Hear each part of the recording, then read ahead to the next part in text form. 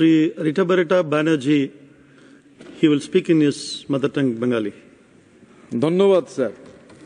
Sir, সর্বভারতীয় তৃণমূল কংগ্রেসের পক্ষ থেকে এই ইমিগ্রেশন এবং ফরেনার্স বিল 2025-এ বলতে উঠে আমি প্রথমেই যে কথা বলতে চাই যে এই বিলের ক্ষেত্রে পরিষদীয় আলোচনার আরও অনেক প্রয়োজন আছে। পরিষদীয় আলোচনা ছাড়া এই বিল এরকমভাবে পাশ করা উচিত নয়।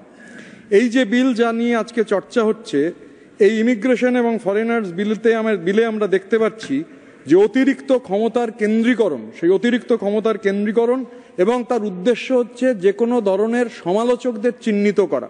এই সমালোচকদের চিহ্নিত করার ক্ষেত্রে এই বিলের অপব্যবহার হবে বলে আমরা মনে করছি। আন্তর্জাতিক মানবাধিকার লঙ্ঘিত হবার প্রশ্ন উঠে আসছে এখানে, কেননা শরণার্থী এবং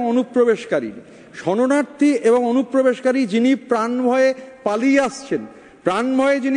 আসছেন, ফিরে গেলে তার প্রাণের আশঙ্কা হতে পারে, যে আশঙ্কা তিনি করছেন, সেই শরণার্থীর ক্ষেত্রেও সেই শরণার্থী এবং অনুপ্রবেশকারীর মধ্যেকার যে সূক্ষ্ম সীমারেখা, সেটা কিভাবে ধার্য হবে তা নিয়ে আলোচনার প্রয়োজন রয়েছে। এবং রাষ্ট্রসংঘের যে রিফিউজি কনভেনশন রয়েছে, রাষ্ট্রসংঘের রিফিউজি কনভেনশন অনুযায়ী এই অধিকার, এই যে আন্তর্জাতিক মানবাধিকার লঙ্ঘিত হওয়ার প্রশ্নের কথা আমরা বলছি, এই অধিকার কারণ যদি ফিরে যেতে হয়, তাহলে তার উপর যদি আক্রমণ হয়, প্রাণের যদি আশঙ্কা থাকে, এই যে বিল নিয়ে আমরা আলোচনা করছি, এ প্রশ্ন তৈরি হয়েছে। আরও পরিষদীয় আশঙ্কা এই জন্য তৈরি হচ্ছে কারণ গত কয়েক বছরে ভিসা বাতিল হওয়ার একাধিক ঘটনা আমরা দেখছি। কাদের ভিসা বাতিল হচ্ছে? যারা সমালোচনা করছেন তাদেরই ভিসা বাতিল করে দেওয়া হচ্ছে। ওসিআইদের ক্ষেত্রে ভিসা বাতিল হচ্ছে, যারা সমালোচনা করছেন। এই ভিসা এবং ওসিআই কার্ড এটা রাজনৈতিক হাতিয়ারে পরিণত হয়েছে। এগুলো কোনো লিগ্যাল গ্রাউন্ডে বাতিল করা হচ্ছে না, বাতিল করে দেওয়া হচ্ছে সমালোচনা সহ্য করা হবে না, তাই ঢুকতে দেওয়া হবে না।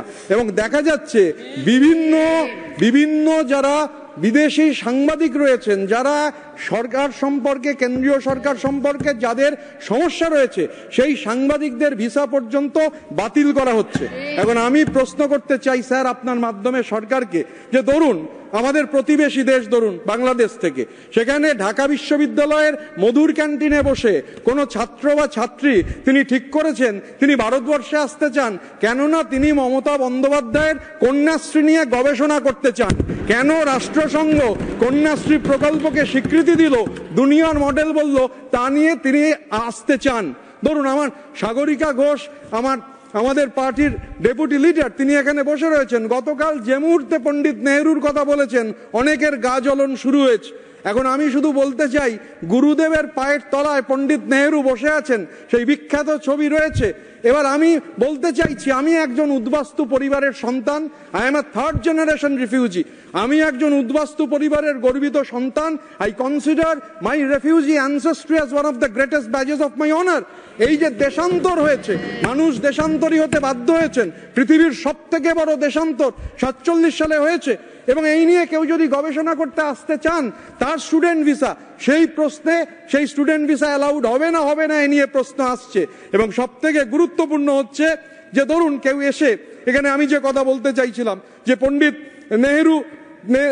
পণ্ডিত নেহরুর কথা যে কারণে উঠলো, আমি যে কথা এখানে বলতে চাই যে বিশেষ করে আমরা দেখছি যে এই যে বিল সরকার পাশ করতে চাইছেন কোনো রকম পরিষদীয় আলোচনা ছাড়া, এবং আমরা দেখেছি সংসদের অভ্যন্তরে এই নিয়ে আলোচনা হচ্ছে যে পশ্চিমবঙ্গের জেলা 24 পরগনা, আসলে উত্তর 24 পরগনা, দক্ষিণ 24 পরগনা, দুটো 24 পরগনা, সেখান থেকে নাকি আধার নিয়ে, সেখান থেকে নাকি ভোটার আইডেন্টিটি কার্ড নিয়ে অনুপ্রবেশ ঘটছে। এখন আমার তো জানা নেই স্যার যে আধার মমতা বন্দ্যোপাধ্যায়ের অধীনে রয়েছে, আধার মমতা বন্দ্যোপাধ্যায় কন্ট্রোল করেন, এটা আমার কোনোভাবে জানা নেই। ইউআইএডিআই অথরিটি, স্ট্যাটুটারি অথরিটি, বিধিবদ্ধ কর্তৃপক্ষ, তাদের দিয়ে আধার হয়। এখানে কোথা থেকে পশ্চিমবঙ্গ আসছে আমরা বুঝেই উঠতে পারছি না।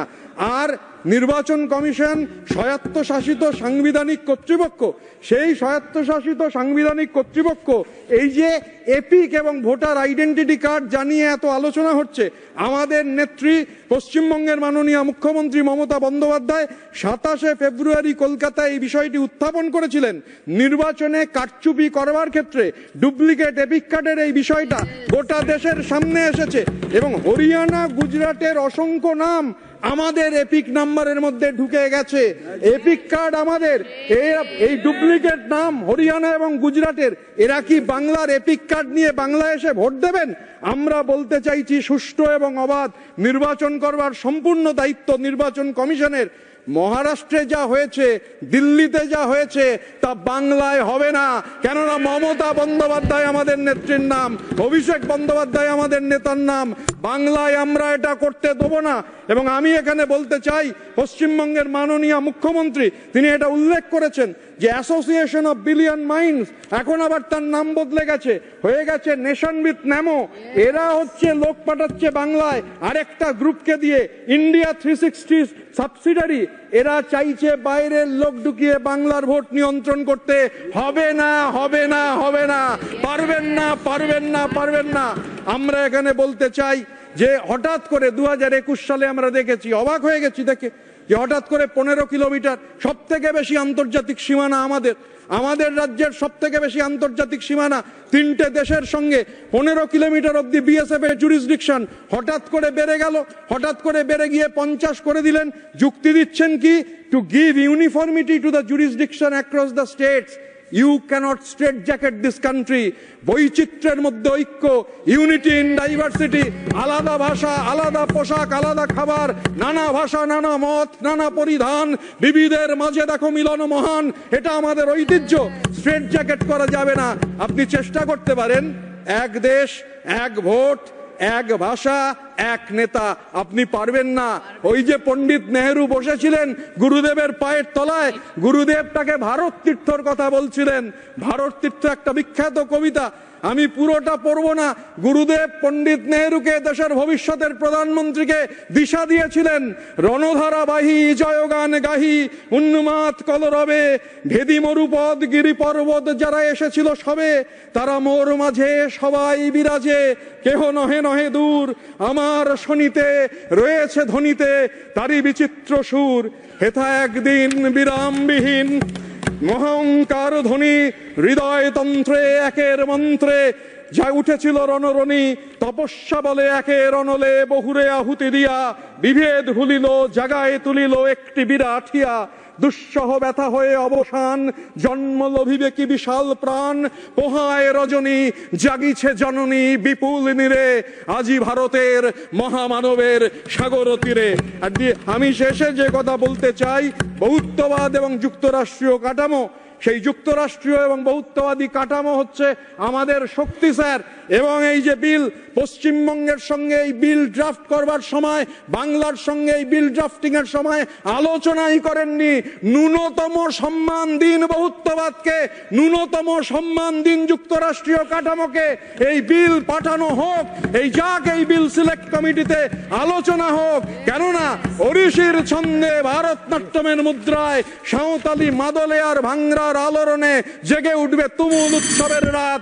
সেই রাতে, সেই তারায় তারায় ফেটে পড়া মেহফিলের রাতে তোমরা ভুলে যেও না আমাকে, যার ছেঁড়া হাত, ফাঁসা জঠর, উপড়ে আনা কলজে, ফোটা ফোটা অশ্রু রক্ত ঘাম, মাইল মাইল অভিমান আর ভালোবাসার নাম স্বদেশ, স্বাধীনতা আর ভারতবর্ষ। ধন্যবাদ স্যার। জয় হিন্দ, জয় বাংলা।